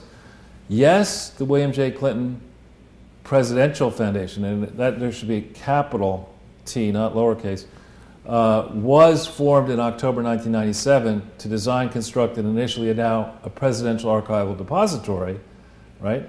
But no, since the completion of the library in 2004, there is no such thing as a mission different than your authorized purposes. You can't say, I'm Christopher Columbus and I'm going to discover the new world, and instead, go down to South Africa and go on a big game safari. You can't do that. Your mission was to stay in Little Rock, Get paid. and build the damn library and make sure that all the presidential records of Bill Clinton's 2 terms are in that library. And last I checked, Little Rock's a relatively small place. You don't need to get in a helicopter and go from one portion of Little Rock to another and rent private planes and fly around the world and have multiple offices and hire all these different people if the National Archives staff is going to be taking care of these presidential records anyway at their expense. So, I mean, this is what you were supposed to do, and then here they confess to fraud. They say, actually what we're doing to think about this language, to strengthen the capacity of people in the United States and throughout the world to meet the challenges of global interdependence. What in the F does that sentence mean? Okay, that's not a charitable purpose. To meet the challenges of global interdependence. Okay, that's just not a charitable purpose as stated. Overly broad, has nothing to do with what they say in the legal documents they're supposed to do. And then if you're going to advance that mission by economic empowerment, is that the same as hiring the Clinton family for a speech, hiring dopey Chelsea Clinton to go work at NBC for absurdly high compensation? I mean, the economic empowerment has nothing to do with charity. It's just giving people cash. Right, and climate change may or may not be something that should be served by a charitable purpose, but on its own, there are plenty of people selling, to reduce CO2, they're selling, what are those things? Carbon credits. Well, yeah, that, but also Plants? alternative forms of energy and whatever, that's not What necessarily... about trees? They reduce carbon Exactly. dioxide. I mean, it's not necessarily clear that because you're fighting climate change that you're doing so in a charitable way. And same racial, ethnic, and religious reconciliation, that's all great, to try to achieve. But again, in a charitable way, what the hell does health security mean? I mean, it's just, this kind of stuff is just rubbish language. Well, and it's leadership, exactly what I'm thinking, because I've produced videos of and sat through some of these presentations where people ramble off these type of buzzwords where I'm sitting there thinking, this sounds like nonsense. right, because it is nonsense. And then leadership development and citizen service, again, laudable ideas, but demonstrate to me how you have an actual formal legal organization that is engaging in these pursuits in a charitable fashion, not as a consulting service or a life coach or a religion or whatever. I mean, this is just rubbish. And some grown-up in BAD, if there are any in BAD, and I hope there are, should have looked at this and say, this is all great, Bill. When you're on the campaign trail, when Hillary wants to run for Senate again, she could throw in a sustainable, throw in a few other words Just make sure you wear the tiger suit. Wear that too, and whatever you want. But none of this... It's interesting stuff, but it's not authorized by the IRS on the basis of a valid application. And I don't even think it's interesting. I think it reeks of buzzwords and fancy language that someone who's not paying that much attention sits in some auditorium and hears this presentation and leaves with this general sense that everything said sounded good. Yeah, exactly. It's just and so then you down and below here. On the one hand, there have been no valid amendments of the Articles of Incorporation. That's a controlling legal document. We've given you the link before. Read it for yourselves. It's never been amended to expand its purposes to these ideas. But here's one we want to hit here. This is the Bernie Madoff sentencing file. This one down here. And I just was thinking about our friend Bernie, because it was about 10 years ago that the Bernie scandal came to light. And if we look here, remember we've shown for people the sentencing memo. He's still eating prison burritos. He will be doing that for the rest of his godforsaken life. But if we go slowly through this here, the fraud loss known to date, which is greater than $13 billion, is more than 32 times the baseline level of loss that would carry a sentence of life under the U.S. sentencing guidelines. 32 times. So in other words, call it $300 million. They don't have enough burritos in the jail for that guy. Well, call it $300 million of fraud. That's 1 year of the Clinton Foundation. Very close to the year we're going to now go into. 300 million fraud gets you life in prison? Yeah. This is what this says under the U.S. sentencing guidelines written at the time. This is June 29th, 2009, or June 2009. That's amazing. And it says, look, he engaged in wholesale fraud for more than a generation, 20 years. His so-called investment advisory business was a fraud. Delete the word investment advisory, put in the word charity. His frauds affected thousands of investors. delete the word investors and thousands, little put in kids. millions, Yeah. delete investors, put in donors, and he repeatedly lied under oath and filed false documents to conceal his fraud. Does that sound familiar? Yeah. Lied repeatedly under oath and filed false documents to conceal his fraud, Mr. Hansen. Are you awake or are you sleeping now? Okay? The scope, duration, and nature of Madoff's crimes render him exceptionally deserving of the maximum punishment allowed by law. And the guidelines advise a sentence of 150 years. Wow. Okay? I like the idea of leaving his dead bones in there for another like 70 years. Well, that's, under the English law, the draconian English law, they had this really horrific sentence for the worst crimes. You were hanged, drawn, and quartered. Wow. And there what they would do to you is they would first hang you until you nearly died by your neck. Oof. And that would not be a pleasant experience. And you would actually be wishing for death. Then they would take your still living body and put it to the back of a cart and drag you through the streets of whatever place you lived in. And take London at the time, that was not cobblestones and filth in the streets. Not good. And when you were basically, near death, that's when they would take your body and you cut your head off, and then they would take your corpse and cut it into squares. Or they wouldn't chain you into the thing and leave you there rotting. Well, even worse. And then what they would do, just to set an example, they would take the 4 pieces of your body and put it on the wall of the city, and so that the crows could feast on it, and they put your head on a pike. Okay, that's for you. When did they stop doing that? They stopped doing that in, I want to say, the 17th century, 18th century. Someone was like, it's a bit excessive. Exactly right. Elizabeth Warren is like, these are not our values. Do we really want to do this? But it's even worse than that. That takes the criminal. But beyond that, they would then say to the offspring of the criminal, you can't inherit property. You cannot be, your entire bloodline was doomed. Wow. So, that's sort of a punishment. I'm not in favor of that. It's a deterrent. But it certainly was a deterrent. Even then, you still had people who were, into the fraud. But this gives you a sense. For only $13 billion, they're saying Madoff deserves to go to prison for 150 years. And this is in a for-profit-seeking guise. That must have been in New York that they were trying that, right? Definitely in New York.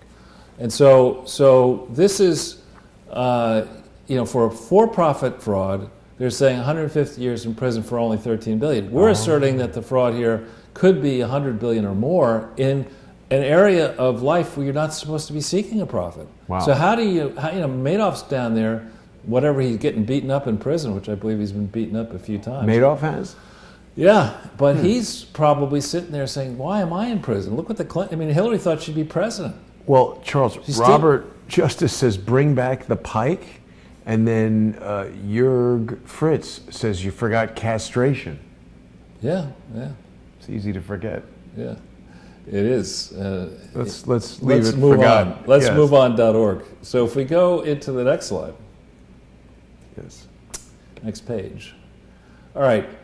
These are, this is like your simple report card, okay, for we numbers geeks, right? You got 2 things you got to produce with regard to 2009. You're producing that in 2010. If we go back... Sorry, it's okay. I hit the wrong thing there. That's all right. Jumpy fingers. Thinking about getting hanged, drawn, and quartered, or whatever. No. So on the one hand, you have the 990, which Doug White, who is an expert on charity, was correct to point out that a 990 is not a tax form, it's an informational return. You're not paying taxes, you're just filling out this thing under penalties of perjury concerning 2009. You submit that on the 15th of November, 2010. 5 days before then, BAD produces a purported audit, which I would argue is not a legally valid audit. So there's a 5-day interval, okay? In that 5-day interval, somehow they decide that the revenues should be lower by $3.6 million than BKD said, and that the program expenses should be lower by $3.2 million. Management general should be low. These are expenses that are lower are shown as green numbers because it's a lesser expense, so it's a positive thing. Revenues that are lower are a red item because more revenues, less cash. It's a negative thing. So you see you have management general off by $110,000, fundraising off by $271,000. You have total expenses $3.6 million down. There's a net difference of $7,316. And there shouldn't be a difference. That's the whole point of having an auditor. There should absolutely not be a difference here, okay? And I look at this, and when I see in something where there shouldn't be a difference, multiple significant differences in a short period of time, right away I call bullshit. Yeah. And this has never been corrected. It should be corrected. One needs to understand why these differences occurred, okay? And no indication of why. Right, and the simple question here is, if you're sitting there as top auditors, the ones I've dealt with on complex matters, they like to reduce issues very simply. You're sitting there in 2010. You got numbnuts Andrew Kessel, doesn't understand consolidation. You got who knows what Bruce Lindsay's really up to and what Bill and Hillary and Chelsea are up to. But you went out, you told people initially $100 million for a library. You finished that project in 2004-05 timeframe. And yet you're out here in 2009 raising $250 million. Why'd you need that money? You finished the library. It's in somebody else's problem, National Archives. You don't need another $250 million. You tell me nobody at BKD said, why are you raising this money? I need it all in singles. That's right. And so no one asked that obvious question, it would seem. And we go to the next. Remember, programs are the most important item, right? So if we go to the next page. You just imagine Bill Clinton walking into Scores with a suitcase and making it rain. Exactly, right. So we sit here and, to make things easier, maybe I'm sympathetic to people who are dyslexic and dysgraphic and have certain problems like that. Maybe Eric Hansen and the whole team at BKD, are all dyslexic and dysgraphic and they can't read. But is that the type of thing that an accountant, it seems like you probably would be in some other profession. Well, one would hope, maybe acting or something, but, right. Painting or right. Singing. But so here, we just go to these are excerpts from the annual report, which is a marketing document of the Clinton Foundation. It's just a puff piece. There's no legal rules on that one. But the biggest program expenses, they say it's $221.7 million was spent in this marketing puff piece. $173 million was the Clinton Health Access Initiative.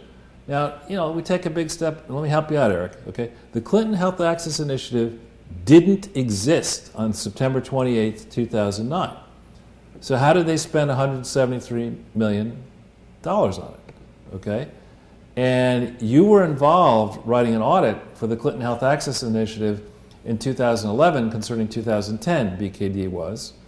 And you, in reviewing that audit for 2010, you must have checked to see and found the missing application for federal tax exemption, which is found in the New York state site, that claimed with a straight face that the Clinton Health Access Initiative did not exist prior to September 29th, 2009. So how do they spend almost $15 million a month during all of 2009? What happened before September 29th, 2009? What happened after? Country by country by country. Why are you sure that 100% of the activities of the Clinton Health Access Initiative should flow into the Clinton Foundation website? You don't control 100% of the Clinton Health Access Initiative. You control a majority of the directors. Why did you take full credit for it in these financial statements? Okay, the Clinton Global Initiative, you said you spent $13.2 million on that in 2009, but you didn't even file for tax exemption until August of 2010. And by the way, it's a slush fund and it's not a charity anyway. Okay, this Clinton Clayman Initiative, run by Ira Magaziner, it's not a legal entity. There's been no legal entity ever created called the Clinton Clayman Initiative that I've been able to find that's a charity, that's a federally tax-exempt, lawfully organized and operated. But you claim another $12 million was spent on that. But do they think that by calling it an initiative, that it's something that the charity is? It doesn't matter. It's more evidence of purposefully engaging in deceitful behavior. You describe it as something that widows and orphans and gullible political types would say, initiative. Oh, must be a charity. Take the initiative. Yeah, sounds good. Give it an acronym, even better. Right. CCI, got a ring to it, Yeah. And then, so the Clinton Justra Sustainable Growth Initiative, it's got that sustainable in there. It's probably got green stationery too, or at least green and whatever. Leaves and things on it. Yeah, but this is a Canadian entity that you, at best, control 50% of. So is $4.251 million, is that 50% of the action? Is it 100% of the action? Explain this is a Canadian operation. How come you say you don't have any control over Canadian bank accounts? What are the potential benefits that donors to the CGSGI may have derived personally? Those are potentially criminal under Canadian and U.S. law enormement. You cannot derive a private gain through the operation of a charity. So what about Bill's speeches and contributions and other Laureate deals that came out of Canada? Oh, When he would go up to Toronto to have, in 2006, I think he went to Canada and Toronto, a big fundraiser up there. What about the many Canadian companies that have paid him and also paid Hillary and maybe paid Chelsea? You have to disclose all that in Canada, in the U.S., and of course they haven't done it. Same thing with this Clinton Hunter Development Initiative, which is the first thing that we talked about. The first thing, one of the early things that we talked about was the Clinton Hunter Development Initiative. Anyway, the Children's Investment Fund was another one, but we also did CHDI early, went over to Malawi and talked about all that. But that's not 100% control. It's based in Scotland, same issue with foreign currency, same issue with potential criminal enormement.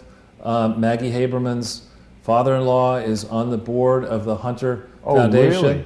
Exactly, and of course she hasn't come clean on that. Well, she's our girl who will write the story or whatever they say in the Podesta emails. Right, exactly. She's our lady. But you look at this, and again, for maybe the people at BKD, it's a special group of people who can't do math, which would not figure well in a marketing exercise. But to help them out, I said, all right, what percentage of the total declared program expenses, the key number in a foundation's financial statements, what percentage were at face value unauthorized? And Jason, do you see that number kind of in the middle, that 93? Wow. You like 93, don't you? 93, well, 93% of the declared program expenses were for completely unauthorized activities in 2009. And nobody at BKD said, well, 93 is kind of a big number. That's like almost all of your program expenses are not authorized. And then just to make it really, straightforward that you're trying to conceal the truth from the public, the core program, the Presidential Library and the Research Center in Little Rock, you provide no information about its revenues and expenses, nothing. This Clinton Economic Opportunity Initiative, which I would facetiously argue is probably set up for the Clinton family, is certainly not a charity.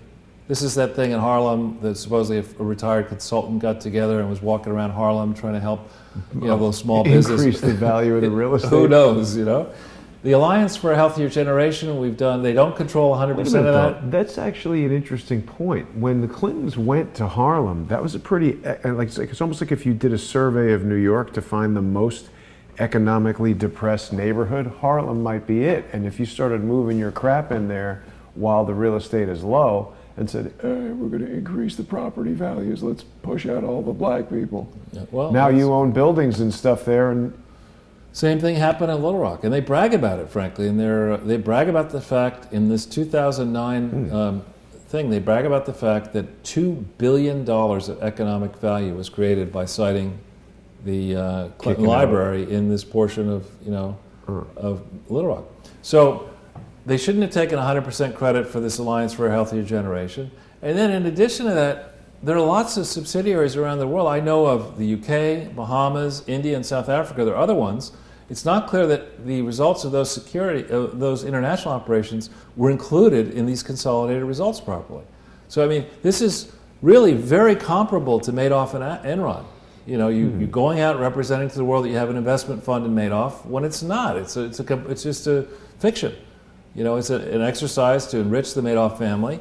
You spread the word about the great charitable work that you're doing, and next thing you know, gullible corporations and grasping people who want to be on the right side of Hillary Clinton start giving her speeches and book deals and Chelsea coloring book deals or whatever, honorary degrees and awards and directorships. But there's no element of truth to any of it. It's a complete fiction. And so this would be this exercise took me approximately 15 minutes to write this down and type it, maybe 20, okay? And now, how much time did BKD bill for its work concerning 2009? There's a line in the 990 that says accounting fees paid regarding 2009 were $407,903. How come nobody at BKD looked at this and said, hey, wait a minute, 93% of your activities, your declared activities, according to this this marketing brochure are for activities that are certainly not authorized in the Articles of Incorporation or by the IRS. So that means an overwhelming majority of your activity is fraudulent. But we're going to give you an audit because we're BKD, BAD. It's nuts. So go to the next page. All right, this is a little bit more fine detail. None of these numbers are on the Clinton Foundation website. They're purposefully hidden. They are on the New York State website, and I just compressed them because we didn't have enough room to put all the columns. But if we look at this foundation is not the Little Rock complex. It includes an entity, Clinton Global Initiative, that was not authorized as a charity. It includes Alliance for a Healthier Generation, not authorized. Who knows what else is in it? But it's at the upper end. If you take these numbers at face value, right, you look at them and they say, all right, we had total expenses of $38.6 million, of which direct programs, so that's the heart of it, where you're really following, in theory, the programs that are authorized. Jason, what is that number? Where do we have that? Direct programs. $3 million? 3.8 million. Total expenses is 38, so it's 10%. So 9 times, we have overhead that's 9 times our direct expenses in this core operation. Seems like you can trim some of that fat. Yeah, you might be able to do that. And then everything else. Could they at least go 50%? Well, but everything else, you look at it, the direct programs, $95.2 million, the combined. Chai's direct program expenses are $89.3 million. Okay? It's certainly not authorized in all of 2009. That's $89 million divided by 12 is about $7.5 million a month. That's like $200,000 a day. What are they spending it on? Yeah, again, but the point is it wasn't authorized. And did nobody at BAD look at this and say, maybe I ought to check that? And then you look down the expense categories. Right? In the core thing, they spent $11.2 million on salaries, right? And a further $3.5 million. How many people work there? About half. And then you take $3.5 million for professional and consulting fees. No, but I mean, $11 million in salaries. How many people are? I know, not many is the answer. Yeah. And then on events, how do people who for a full year make $11.2 million together, how do they decide that it makes any sense to spend $6.8 million on outside on events? That's the Clinton Global Initiative Party in New York, which wasn't authorized in 2009. Well, but my question is, if you're paying all these smart people these huge salaries, why are you bringing in outside consultants? Exactly. Well, this is just the way we get to the combined number. Then look at travel. Okay, how does a foundation that's supposed to that's a lot of Ubers in Little Rock. Yeah. I mean, or maybe they're buying armored vehicles and using them to go all around Little Rock. You can't spend $1.6 million in Little Rock on anything. Jet fuel. Yeah, I don't think so. And then riddle me this, Batman. I mean, how, with a Little Rock complex that you built at considerable expense that has a lot of spare space that you haven't given away yet, okay, why are you spending $2.1 million on occupancy? You don't need to do that. You have the building. Yeah, isn't that rent? Right, with extra, why are you paying rent to third parties? For what kind of offices? In New York, Boston, around the world? Why are you doing that? It's not authorized. And then for all this, they're saying, we're going to count the money that we spend on salaries. That's 11.2. But then miscellaneous other bullshit, we're going to spend $4.4 million on other. What about 750,000? I know, is that supplies. like whiteout and paper clips I for guess. 750,000? Or I don't know, dry cleaning bills or something. The staples. Oh yeah, well the dry cleaning, that makes sense. It's very hard to get some of those stains out. Right. So, but if we look then, that's for the main core operation, which is all wrong. That's at best this might have been authorized, some of it, okay, but everything else was not authorized. And we look for the combined total. They're saying that they spent $38 million on salaries. How do you spend $38.2 million on salaries and another $30.7 million on professional and consulting fees? It's crazy. And to who are those consulting fees you going? You would think at $38 million you'd have the top people. Yeah, I mean, that's a lot of consulting. I mean, maybe they're using McKinsey. Joking aside, though, isn't it a pretty common strategy if someone's putting together anything that either we're going to hire top people and keep all the talent here, or just hire the minimum number of people and then outsource to get the best talent from consultants? In the for-profit world, you may try that, but in the not-for-profit world, you've got to control this thing tightly from a U.S. base. So the very idea that you're almost spending one for one, $38.2 million on salaries, and you're spending almost that much money on outside consultants to do what? And you're not listing them out. You know, who's consultant number one? Who's consultant? By chance, was one of those consultants Ira Magaziner? Right? And look at the travel expense for the whole thing. Again, this is supposed to be based in Little Rock, only Little Rock, $10.8 million in travel. And then look at other. How do you spend $38 million on salaries and $40 million on other? That's a lot. Right? And remember I said don't think about the $2.8 million of the Trump Foundation, okay, that they're tagged for $2.8 million. Look at this is a shit show of numbers. I mean, this is just ridiculous. Any grown-up, you know, who had any experience and was presented with this kind of financial analysis, It's absurd. you would fire everybody in management in this thing with extreme prejudice, and you would probably go cap in hand to the Attorney General of Arkansas. Look, we screwed up. We have no clue how we got to this place. We're shutting the sucker down. National Archives has the books and records, has the complex. City of Little Rock's got some SWAT here. We'll make sure the public can still look at the books and records. But we are shutting this sucker down, which is what New York State is demanding the Trump Foundation do. That's interesting. On a lot smaller operation. So this is an issue that New York State has jurisdiction over. The Clinton Foundation, since 2001, July or thereabouts, has continuously operated in New York. They have failed to file their paperwork properly. They still haven't filed the 2016 stuff, 17 stuff properly in New York. They haven't corrected a lot of these different filings. We've had a lot of details we've talked about in the past.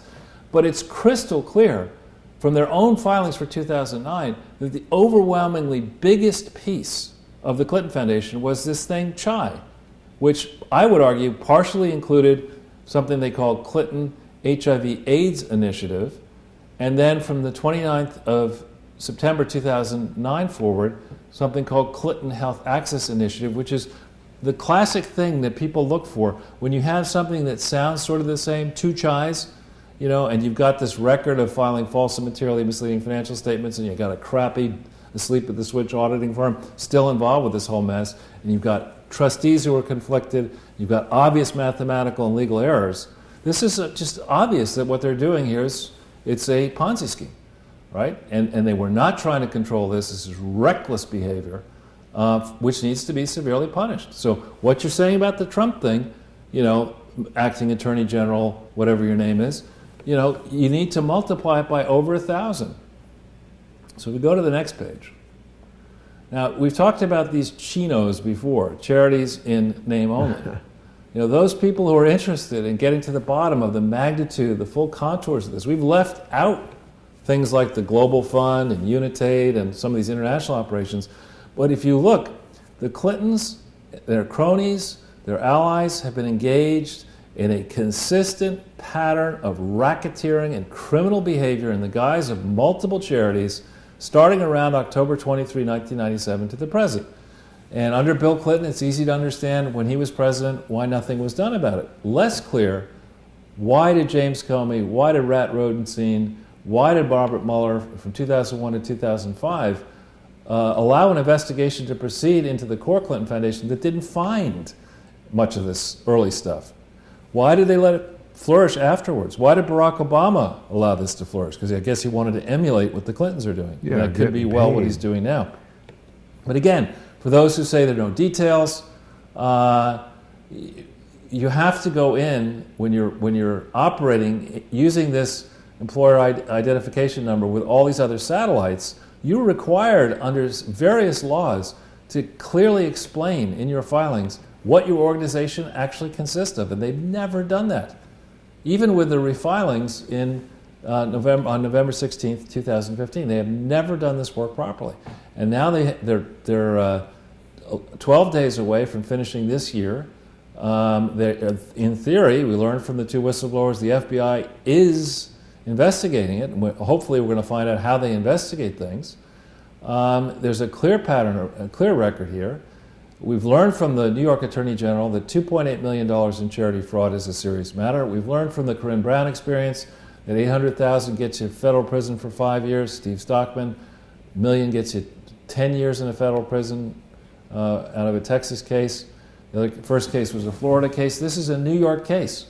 And, you know, it's really important. And a lot of people need to put pressure in the crowd and elsewhere on the various persons who could do something about this, because if we allow this example to stand, the Obama Foundation will go even further down the rat hole of the Clinton Foundation, and we will run into a place before long where the system of law and order that we depend upon in this country will be gutted, and we will descend into anarchy.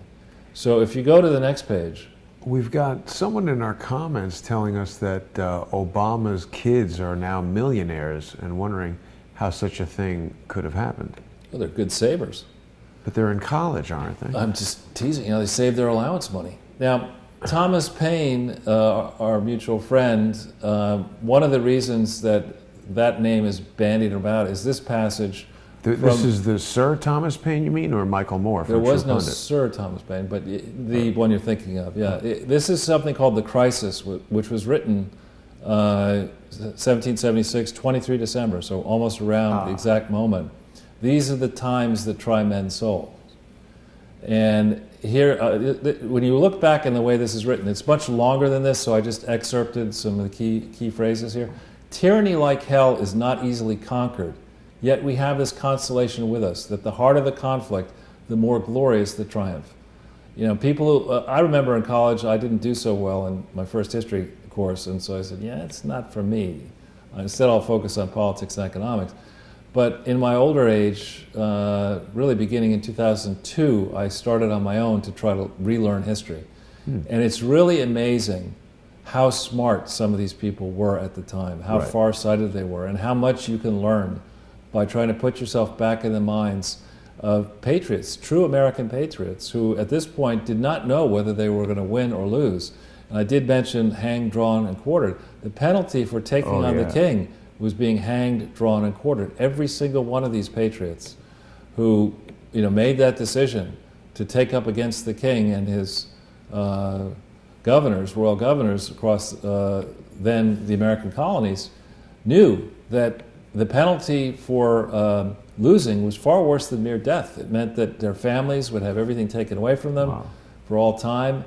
And yet I'm not suggesting here armed insurrection, by the way, for those who would like to make that argument against me. I'm merely saying that when people say, as that idiot AOC keeps saying, and others, things have never been worse in the United States than in 2018, get an effing grip. Go back and check this period across these what became these United States. Then for fun, think about the War of 1812 to 1814. You may not have learned that because you're spending too much time taking personal days, or what did she do? Personal care days, or maybe when you were in college you decided rather than study this, you might study, the American resident, I don't like to call them Indian, antecedents of the Constitution, that it was modeled on the Iroquois Confederation document or something. This, or maybe you're spending your time boning up on ancient aliens. But this stuff really deserves to be read in appropriate context. I'm not suggesting that everything about the founders was perfect by any stretch of the imagination, but comes a moment when things that you might want to just spend time doing whatever are your pursuits. You might want to just cook up a nice meal for your family, take in a good movie. If you like sports, watch or play sports. That's all fine and good. But when the United States, the strongest market in the world, the biggest power in the world, still has this division that I think has been fomented by people in the Uniparty, both Republicans and Democrats, who want to see the masses distracted from the theft and corruption that's going on all around us. We are being taken to the cleaners by people in the deep state who are building these gigantic fortunes, who are stymieing the proper investigation of this fraud, and are trying to attack the very people who are closest to exposing the fraud for what it is. And so we could well go in, and I'm not advocating this, a financial panic. There are people, Ron Paul has been quoted recently saying that we face now conditions that he believes will be worse than the Great Depression of 29 to 33, and that could easily happen. We've had 10 years of excess, too much borrowing, too much spending, low interest rates, not attacking the real problem. I mean, you leave a curable disease untreated for 10 years. Right. And it's bad. It can get badly bad. So I'm not sure I was quite finished Oh, with that. sorry. That's okay. So we have seen on this continent through history, a fair-minded reading of history, especially going as far back as you care to go, we have seen far more daunting challenges than currently exist. But that doesn't mean that we shouldn't be concerned about the present state of affairs. Depending on which way the balls bounce here, President Trump, I've noticed right before we went on air, began to draw the comparison to the way the New York Attorney Generals have been going after his foundation, but leaving the Clinton Foundation alone. And it's high time for the president to stand up and make that point. As I say, it is certainly wrong for anyone to obstruct justice, but that's precisely what the Clintons have done in looking at this email investigation, looking at the Clinton Foundation, looking at Benghazi, looking at the long record of corruption. That's exactly what they specialize in, obstructing justice. There's nothing wrong with the people who put Donald Trump in power, be they Republicans, Democrats, or non-aligned, obstructing injustice. And that's what we need. That's I think, if we had a hallmark of what we're doing. We are trying to obstruct injustice. And injustice is being carried out daily. Strangely, at a time when Donald Trump is actually the elected president of the United States. So It's very strange, Charles. Yeah, exactly. Dr. Strange. How can that be happening? Yeah. I don't get it. Yeah. So with that, I think we've pretty much taken people through the core of the presentation. Now you could go back to the art department's latest masterpiece. I just sometimes drop it on that so that, when I cut to this shot of you and I, it's when his words there, it's difficult to read. But that was, Charles, I really do hope that Donald Trump can rise above this and do something. It's like this criminal justice reform that passed today. I mean, he does seem to be doing some incredibly good things that other presidents were not effective at getting done. And I feel like all of this investigation into nothing, and there are people who are saying like, oh no, we have a right to investigate everything until we find. That's not the way it works, that you just investigate people into. If he's done crimes with this Trump Foundation, sure, that needs to be investigated and brought to light and brought to justice. Is it criminal? And if they're going to charge him with criminal acts in that, we do need an explanation from the charging body as to why the same thing isn't being done. It's just proof then of a selective justice system, which is not justice. Right, and that can't really work. When you think it through clearly, No. Selective justice empowers the regulators to sit above the people. Right. And that is not a system. Super dangerous. Anybody, any thinking person should be resisting that, not violently, but resisting it peaceably, to the fullest of their abilities. Because especially when you think through a scenario where the technological tools become ever more capable of scanning your daily lives, of finding out all about your movements, of even to some extent influeing, controlling your movements. If you envisage a regulatory state with unchecked new powers, is that an unelected regulatory state? Is that really what we want in this country? I don't think so. Well, that's what we've got. Well, I'm not sure it's as bad as it could be. We start having the next level will be to say, well, Jason or Charles, you're the type of person, by your profile, I know that you're about to commit a crime, so I'm going to jail you in advance, that kind of stuff. We don't want to go in that area any further down the road than we've already been. So we've been living this Falsman or Truman show. I don't know that we can count on Eric Hansen ever to wake up. I think his behavior so far is shown that he is just very happy as a clam in all these conflicted positions. He's hoping that this mess will go away and he can spend time watching football, playing with the stuffed animals. But if he were, we gave him a chance. He could have been a man for all seasons. He could have stood up. He hasn't done it. No. And BKD hasn't done it. And I think BKD could face here a fate they, at this point, truly deserve. The good people in BKD, if there are any left in management, you need to turf out Hansen and his other people. You need to make amends, seek a bargain, and renounce these fraudulent financial statements that are at the core of the Clinton Foundation. He's on the air, and he's unaware, Charles. I think that's true. Well, Charles, thank you for another excellent presentation. I want to remind everybody that Crowdsource the Truth is viewer supported, so please become a sponsor at patreon.com/crowdsourcethetruth or go to paypal.me/crowdsourcethetruth. In the month of December, sponsors at the $10 per month level, or even if you send a one-time sponsorship of $10 to PayPal, you're going to receive a free Sunday with Charles screensaver. So that's a benefit you can get right away. And Charles, I'll see you on Sunday for another episode. Thank you very much. Thank you, sir. And have a great night, everybody. See you tomorrow.